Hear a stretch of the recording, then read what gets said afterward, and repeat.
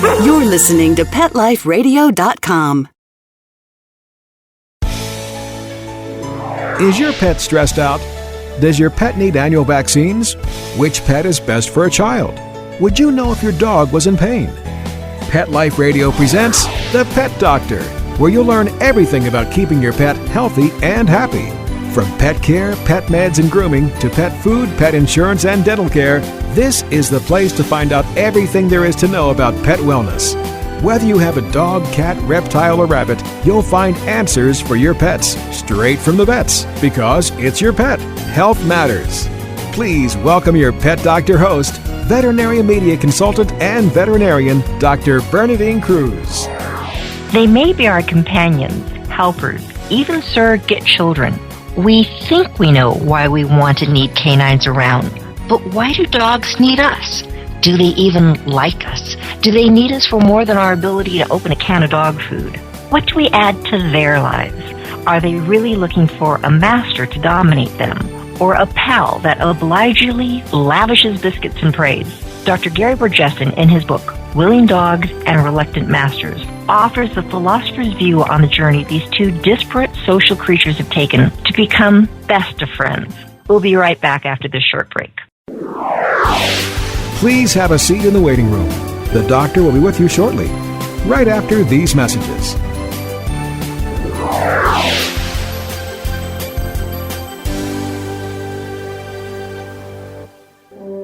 Dog Shelter Blues, the new novel by Mark Conkling. This hard-hitting story lights up the world of animal rescue with engaging characters and their pets, struggling with their own internal demons as they attempt to rescue innocent creatures that sometimes bring a mysterious transforming power to broken lives.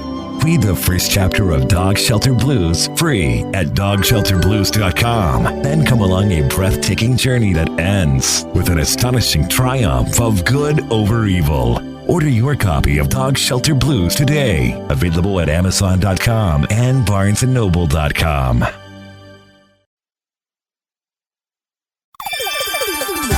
Let's Talk Pets on PetLifeRadio.com. Welcome back to The Pet Doctor on Pet Life Radio with Dr. Bernadine Cruz. The doctor is in, and we'll see you now. Dr. Gary Borjesson, this, after reading your book, it just really puts a whole new light on this relationship that people have with their dogs. How did you come up with this idea? Because I know that you have a PhD in philosophy from Emory University, and you studied evolutionary biology. How did you come to this book? Well, by a very circuitous route. I started off actually being interested in friendship just between human beings, and in fact, I started working on a book about that. And what happened is, as I tell the story in the introduction to this book, I was having a conversation with students in an introductory philosophy class, and we were talking about Aristotle's notion that friends expect justice from one another, that if over time they find that one of the friends or the other is not being fair, that it's important, actually, Aristotle says, that they let go of the friendship, because the root of friendship is justice and fairness between the friends. This is one thing we rely on our friends. Now, what struck me about the conversation with the students is that they absolutely disagreed with Aristotle. They just thought he was totally off base, that, in fact, friendships are unconditional, that good friends don't keep score with one another. They thought that Aristotle was being small-minded to think about it in these terms. And so I pressed them because, it always made sense to me. I was thinking about my own experience of friendship, and whether we like it or not, my sense is that people do keep score. We are aware of whether we think our friends are treating us well, of whether they're doing their fair share, pulling their weight in the friendship, and so forth. But the students were really adamant, and it struck me during the conversation, this is so interesting. There's a part about friendship when it comes to making judgments about our friends, drawing a line, even correcting them on occasion, having to tell a friend that you think that they've been unfriendly to you. It makes us enormously uncomfortable, and it's very hard to think straight about it. So I got very interested in thinking, well, I think this would be a really interesting topic to explore. What is it about friendship that makes us resist thinking about the moments where we have to correct one another, where we have to say to the friend, that wasn't fair, that wasn't good, or we have to fess up and apologize for for our mistakes.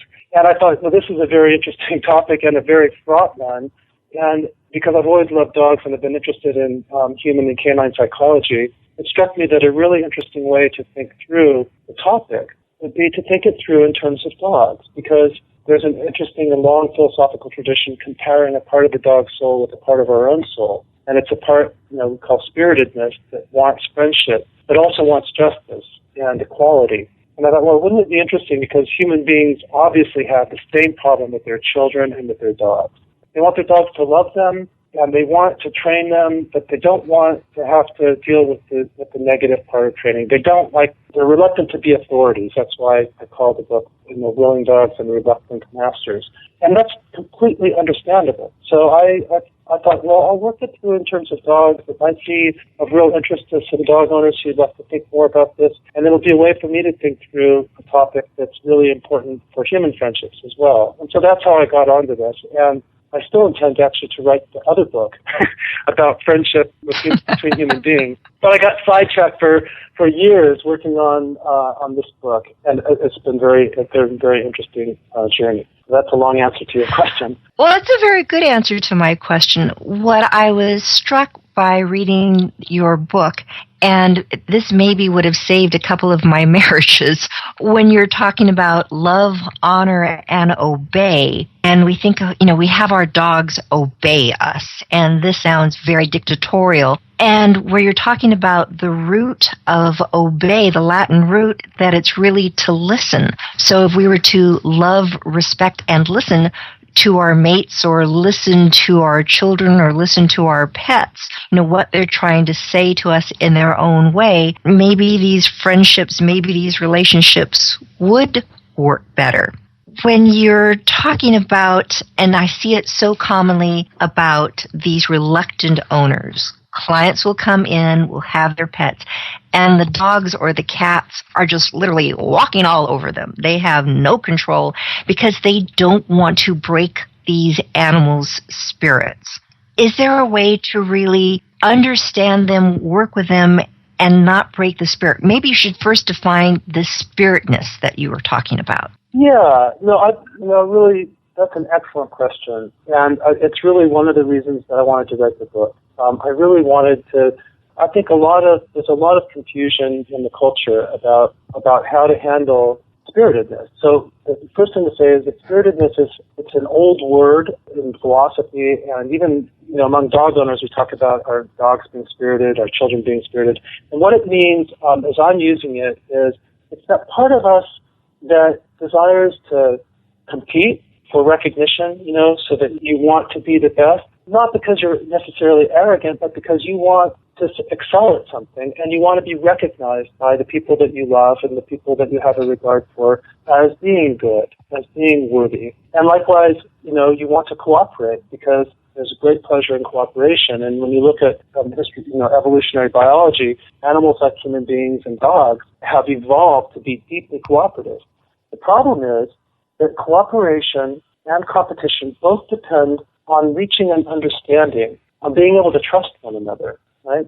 So you're not going to, if you and I are climbing together for the first time, you're not really going to put yourself on the line until you have some confidence that I'm really competent and that if you fall, I can hold the rope and so forth. And likewise for dogs.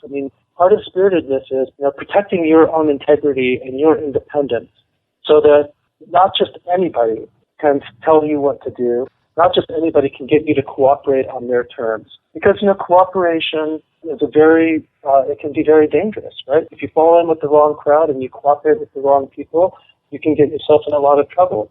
Parents care so much about the company their children keep. So it's powerful, and by nature, animals have a resistance to offering their cooperation on just any terms, especially more intelligent animals. So I think the first step for dog owners is to stop and reflect on what we're really doing when we train a dog. It's not that we're trying to beat them down or break their spirit. Most of what we're doing is teaching them a common language, right? So that they understand what we mean when we say sit, what we mean when we say stay, and then there's a part of it, a small part of training. And that we mean it when we say it. Exactly, and that's not the biggest part of training by a long shot. The biggest part, I think, is really the conditioning part and getting the dog comfortable and familiar with what you mean. But there's a small and very important part that we have the hardest problem with, which is, yes, exactly what you say. That we mean what we say.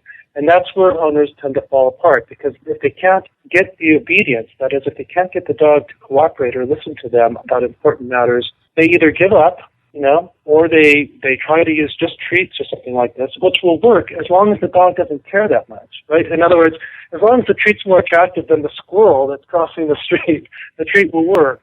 How do you get the deeper agreement with the dog? And I think at that point you have to be... And what if you run out of treats? Exactly. No, exactly. And not only that, but, I think a lot of people, for example, the AKC and different dog trial organizations, they don't let you use treats in trials. And I think part of that is because we want to believe that dogs will cooperate with us for better reasons than because we've bribed them. They'll cooperate with us because, the way that you and I as friends might cooperate with each other, because we like each other, we respect each other, and we want to cooperate.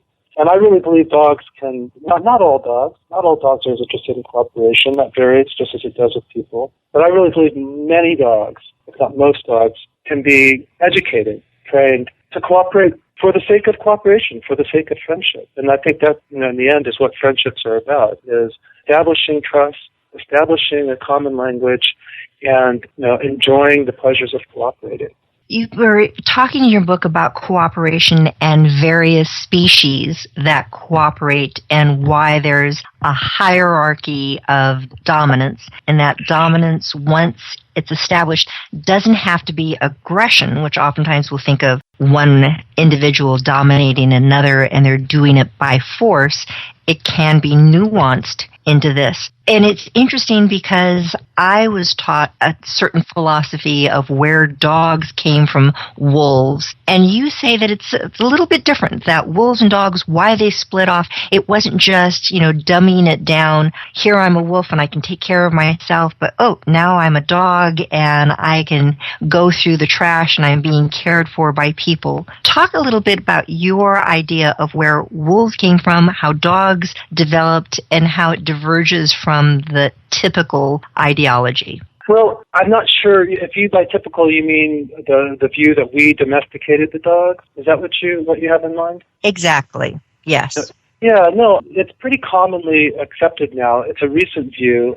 I think Raymond Coppinger wrote an important book where he made the argument that dogs domesticated themselves. And more recently, even, I've just been reading Brian Hare's book on The Genius of Dogs, where he also makes the same argument. And it's pretty widely accepted because, really, when you think about it, it's just impossible to imagine that we domesticated dogs. We'd have had to know too much about genetics and population biology and all kinds of things. So my view is that what happened is, and this is following Coppinger and Hare's work and others in the scientific community, is that dogs split off from wolves because dogs were a small population of young wolves that became less fearful of human beings.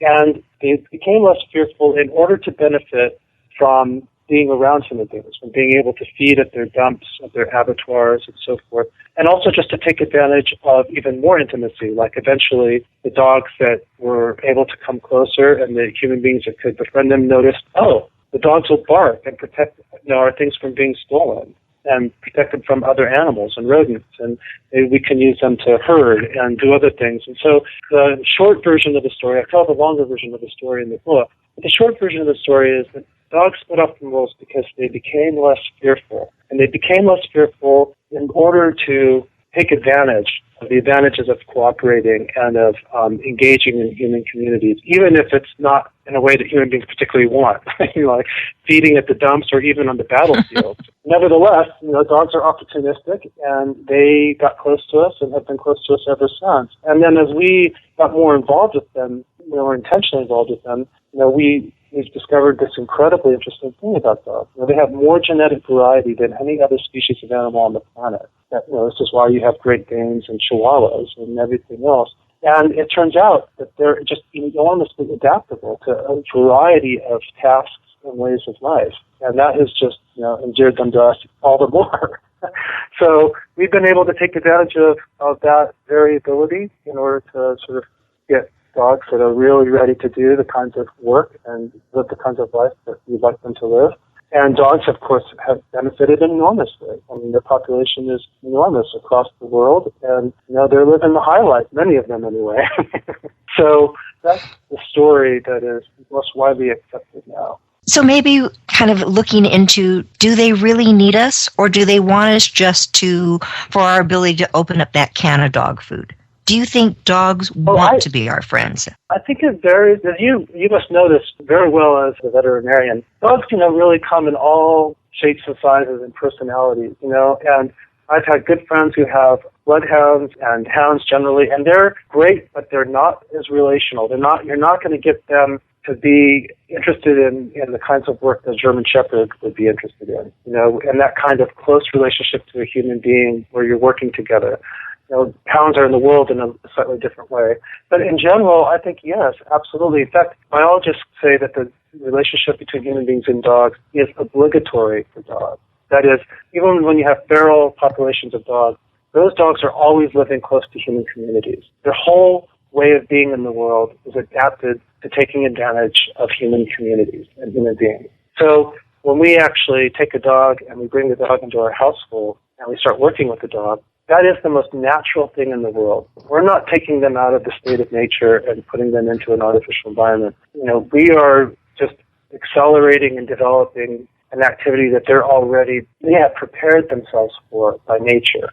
This is what they are ready to do. The research about how dogs are better at interpreting and decoding human gestures than even chimpanzees and other great apes.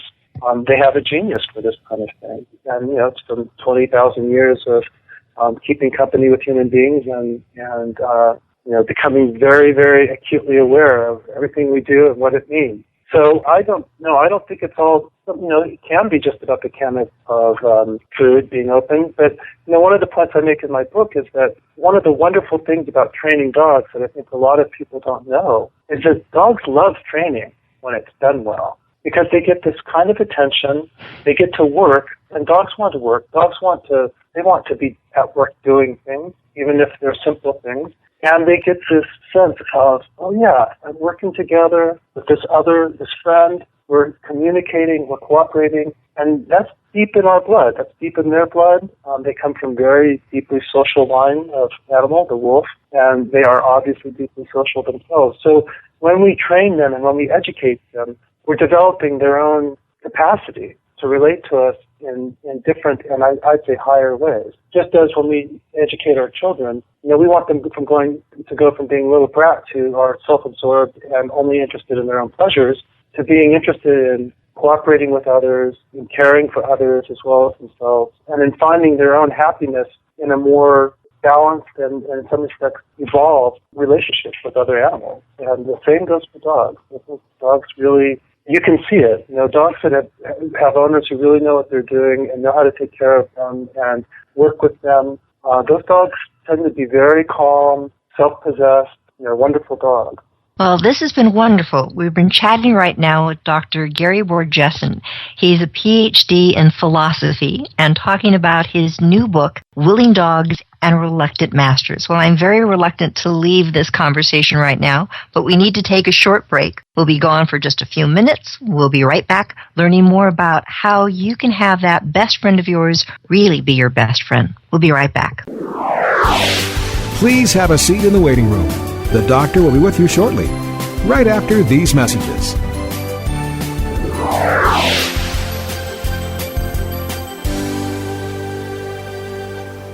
Are you crazy about cats? If so, check out The World is Your Litter Box, Deluxe Edition. This clever how-to manual for cats, written by a cat named Quasi, contains more laughs than should be allowable in one book, and is poignantly underscored by the combative yet loving relationship between Quasi and his human. The World is Your Litter Box, Deluxe Edition, is guaranteed to have you laughing your tail off. So, treat yourself to a copy today. Available from Amazon. Hi, this is Tim Link, animal communicator and pet expert and host of Animal Rights on Pet Life Radio. Have you ever wanted to know what your pet is really thinking? Do you want to find out if they truly understand what you're trying to tell them? Ever wish you could build a better understanding and closer relationship with your pet? Well, now you can. Learning to Communicate with Animals is a 4-part on-demand workshop. In the workshop, you'll learn the essential techniques that are necessary to communicate with animals, including what is animal communication, breathing correctly to achieve the perfect state to communicate with your animals at a deeper level, using guided meditation exercises and method to communicate with animals, and how to send and receive information from your animals. So if you're wanting to learn how to communicate and connect with your animals at a deeper level, visit PetLifeRadio.com/workshop and purchase and download Learning to Communicate with Animals. You'll be glad you did. Hi, I'm Lisa Smith-Putnam, the host of the new and exciting show, Your Pets, My Dogs, here on Pet Life Radio. Your Pets, My Dogs will feature celebrity interviews, we'll talk to everyday pet owners, and more. Listen, I am here to entertain you each and every week, right here on Pet Life Radio. Again, that's Your Pets, My Dogs. I'm your host, Lisa Smith-Putnam. Your Pets, My Dogs. Your Pets, My Dogs. Let's talk pets. Let's talk pets On Pet Life Radio. Pet Life Radio. PetLifeRadio.com. Welcome back to the Pet Doctor on Pet Life Radio with Dr. Bernadine Cruz. The doctor is in, and we'll see you now. Dr. Borjesson, you said something that I think is just so important, that happiness really comes from this cooperation, and that your dogs do want to learn, do want to have somebody who's in charge. Different dogs react differently, just as people do also. But I think, as we mentioned earlier on, sometimes people are a little bit reluctant, as you were saying, because we don't want to break their spirit. We don't want to be that dominant force. But dogs don't really have that anxiety about hierarchy and dominance. Is that correct? I think that's right. I mean, they want, of course, most social animals, especially the more intelligent social animals, they of course would prefer to be on top. If you let your dog be on top, your dog will be glad to be on top. Because in terms of evolutionary psychology, but psychology generally, and how hierarchies work, the ones at the top enjoy the most freedom. Among the great apes, they get their choice of mates. That's also the case among wolves, more and less. Wolves tend to be there's a lot of variety in how packs adapt and how deep their social hierarchies are. But in any event... And the dog gets the best place to sleep on the bed, yes. Right, exactly, right. But what you said, the reason that the mistake that we make is that we anthropomorphize dogs in this respect. Because we ourselves are possessed of a deep self-consciousness. We're really aware of ourselves and how we stand with respect to others. And it's a matter of existential concern for us. There's a whole tradition of philosophy that's obsessed with how do you come to terms with who you are in light of other people's view of you. And it's existential in the sense that the particular situation or the instrumental value of being dominant or submissive doesn't matter. It's really how you think about yourself through the eyes of others. But for dogs, they're just interested in it as a utilitarian matter, right? Is this other being that I have a relationship to going to insist that he is a leader on some matters? I point out in the book that once you get through a certain kind of training, you get beyond obedience and beyond hierarchy because you have an understanding with the dog. And they actually can lead some of the times. I can tell a story about that if we have time. But so the dogs don't have any existential anxiety about dominance or submission. They will appear to have it, especially if the owner is not consistent and not confident in the way they're working with the dog. And the dog will resist and get anxious, but they're just picking up on the owner's anxiety. When an owner really knows what they're doing and is confident that the work they're doing with the dog is for the dog's own good, as well as for the good of the relationship. My experience, and many, I think, people who are really good trainers' experiences of dogs just respond very well to that. But how do you know you're the new parent of a dog or a child? You don't want to hurt that, little psyche. Yeah. You want to direct them, but there's so many different ways of doing it.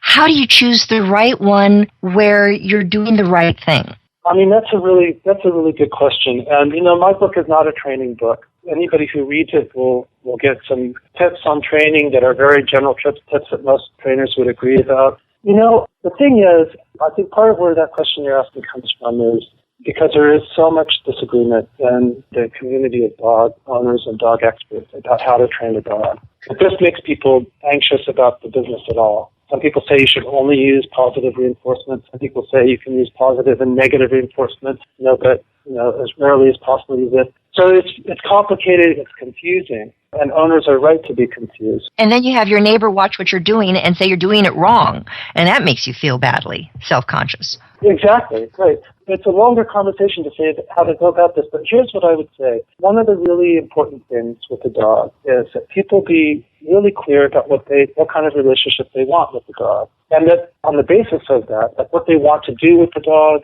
what sort of life they want for the dog and for themselves, on the basis of that, they should think about what kind of dog they get. Even if it's a mutt, what are the crosses that the mutt is composed of? If it's a purebred, what is that dog going to like to do? And then they should start working with the dog very early. And everybody agrees that early on, very positive work with the dog, positive training, spending time with the dog, that will do a lot of the formative work for you. And then you just have to educate yourself. There are some great books out there about how to train. There are some great trainers. And you have to learn about it. And then through learning and educating yourself and practicing, you get more confidence that you know what you're doing. And you get confident that that your particular dog, whom you've gotten to know, understands what you're expecting. Because I think one of the things that's really important to understand is that before you can correct anybody, whether it's a student in my class or your child or your dog, you really have to be confident that you've made your expectations clear and that the dog understands them. So that it really is a case where they're spiritedly saying, oh, come on, I don't really have to do that, do I? And then your response is, yes, you do have to do that. And there are thousands of different ways to say, yes, you do have to do that, and to make it clear to the dog. That gets into the nuances of actual training.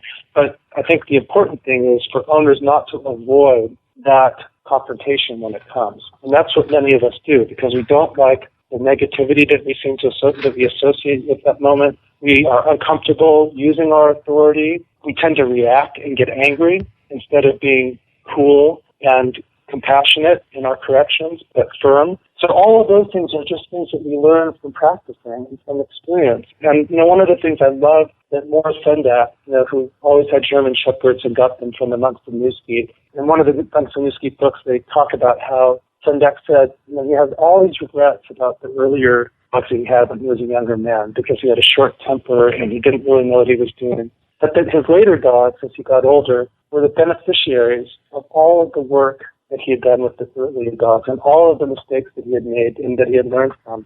So I think that for people who really like dogs and are going to have dogs around, I think the encouraging thing to think about is that you get better with practice, just as you do with practicing anything. And that, becoming a good master to a dog is an art. Becoming a friend to anybody is an art that you can only achieve through practice. And that the practice will, if you're paying attention when you practice, if you're mindful and you've done your homework, you'll make some mistakes. And it's very unlikely that those mistakes will cause the dog any real harm. We all make mistakes when we're new teachers, even when we're experienced teachers.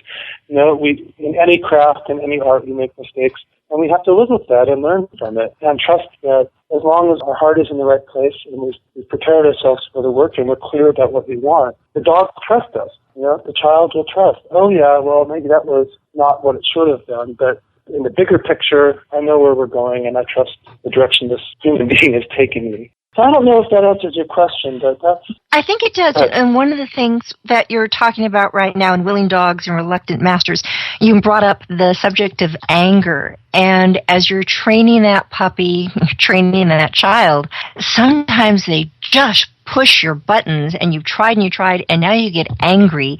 And it's like, how do you get that anger controlled? How do you react to that dog? Because they don't understand the words. Yes, they understand the tone of our language, our body language. But what's a good way to channel that anger that you have for the pet? Yeah, that's a great question. I think the first thing is, as I said, I think one cannot overestimate how important it is to sit down before you start working with the dog and learn a little bit about canine psychology, about psychology generally, and about training, and to be very clear with yourself about what is reasonable to expect from the dog and from yourself. And to start every training session by saying, okay, this is what I'm doing. This is what I'm trying to achieve. These are the likely, pitfalls along the way. Now, I say all this because then what happens is when the dog disobeys or does something that frustrates you, it's not unexpected. It's not a surprise to you. I mean, many people go into this without really thinking through what they're doing. And then they react, as you say, they react with anger. And then they feel guilty and they feel remorse. And then they're less inclined to work with the dog or engage with the dog in a way that may lead to more confrontations. But if you do your homework and if you prepare, you're less likely to get as angry. If you get angry with the dog, a couple really important things. One is to really work with the dog quietly, to practice not saying much to a dog. That way you're not communicating your anger vocally if you do get angry. And the other piece of advice I think is really important is if you find yourself getting angry with the dog and you know that it's unjust, especially if it's unjust, you're working with a young puppy that doesn't know anything and just peed on the floor or done something you don't like or nipped you in the hand or something, that you just give yourself and the dog a timeout. That you simply, before you react or right when you're about to react, you just clip the dog to post or something like that so that the dog just has a chance to lay down and be quiet, and you go away and sit and take a few deep breaths. And I really don't think there's a better way than that. I mean, I think you just have to you have to sort of anticipate as much as possible what is going to trigger your anger and try to avoid those triggers. And then, as I say, later on, when you really know what you're doing with the dog and you've had the dog for a long time and you're pals, there will be times when you get angry at a dog that I think is good. Because dogs understand that. Anger from, their mother when they're nipping too hard at the mother's teeth is very clearly expressed.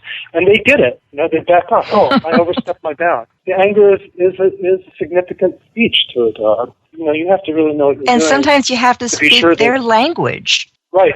Absolutely. Yeah. One of the things you mentioned in the book, and I had to laugh because, oh yeah, I did that too. You try to be rational, you try to give them the time out, you repeat what your desire is, and you were talking about your only dog, Actus, and as the puppy, the kid was just acting up, and you got him and you bit him on the ear, and it's like, oh, okay, yeah, I'm sorry. You were saying to me? Because I had a dog that was just play nipping, and she would bite my arm and just do this. And I tried various corrections, various ways of getting through to her. And finally, I grabbed her little arm, I bit her leg, and it's like, oh, that's what you don't want me to do. Now I understand. So yes, sometimes you have to talk their language. They are not human children. That's right. No, that's right. And, the whole thing about nipping Actus's ears, I put that in the book, even though I know it would be controversial in some quarters, partly because it is, and because it gets to the point of how fraught these kinds of corrections are for us. I mean, it's hard for us to know what to do in those circumstances when the dog is really out of control and when we're at our wit's end. And sometimes, a correction like that can work. You have to know what you're doing. I do not recommend it. As I say in the book, I do not ever recommend people biting their dogs or nipping the dogs. You really have to be confident that you know your dog. I mean, you do what I did with Actus and you don't know what you're doing and you could get bitten in the face. So it's not a good idea in general. But it is one of the points I make in the book is that I think this is really a pleasure for people who want to take having a friendship with a dog seriously. The truth is that because friendship is an art, and because training and education are arts, like, when I'm teaching, not all of the students in my class learn in the same way. And one of the things you have to do as a teacher is really understand how different students learn and what works for them, and try to tailor it to their soul, to tailor what you're doing and how you're working with them in a way so that they can get the most from their education. And it's the same with dogs. And so there is no one method for training dogs. And anybody who tells you there is simply wrong, And there are dogs that are soft and very biddable and easy to train. There are other dogs that can do more than those dogs, but they will resist you mightily for a while. And you cannot use the same methods for the same dog. You simply have to become experienced, and you have to practice the artfulness of it. Try different things, see what works for your dog, and enjoy the sort of the play at learning how to think for yourself and to make your own judgments as you go along. And of course, that becomes more possible the more experience you have. And early on, you do want to stick with some general methods and some general ideas so that you can get some confidence. But yeah.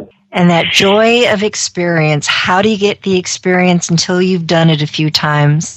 One of the things I would suggest, no matter if you're getting your first dog or you've had dogs for years, get the book by my guest right now, Dr. Gary Borjesson, Willing Dogs and Reluctant Masters, because it's really going to show you that obedience training can be a source of joy for your dog. It increases the quality of its attention and increases the quality of the life the two of you have together. Dr. Borjesson, this was an amazing interview. I thank you so much for the conversation. I wish we could go on for hours. There's so much I know more that you have to say. Thank you very much for the opportunity. I really appreciate it. I truly enjoyed the conversation. Well, I'm going to let you go. You can go out and do some obedience work with Actus. I'm sure he's waiting there patiently to go out and have some good time with his dad. So thank you very much, everyone, for listening. This is Dr. Bernadine Cruz with the Pet Doctor. What is Actus up to right now? Is he biting, just ready to go? He's actually lying here on his bed looking at me, and it is that look of, when are you going to stop talking and start doing something, because talk is cheap as far as dogs are concerned. Let's get out there, have some fun, Dad. Well, thank you so much. Yeah. Good. Well, enjoy, everyone. Get out with your pets today. Give them some loving. Thank you so much for listening. This is Dr. Bernadine Cruz. Take care. Pets can be a wonderful addition to your life. Keeping them healthy and happy is important. Pet Life Radio presents The Pet Doctor with veterinary media consultant and veterinarian Dr. Bernadine Cruz. Whether you have a dog, cat, reptile, or rabbit, you'll find answers for your pets straight from the vets. The Pet Doctor, on demand every week, only on PetLifeRadio.com.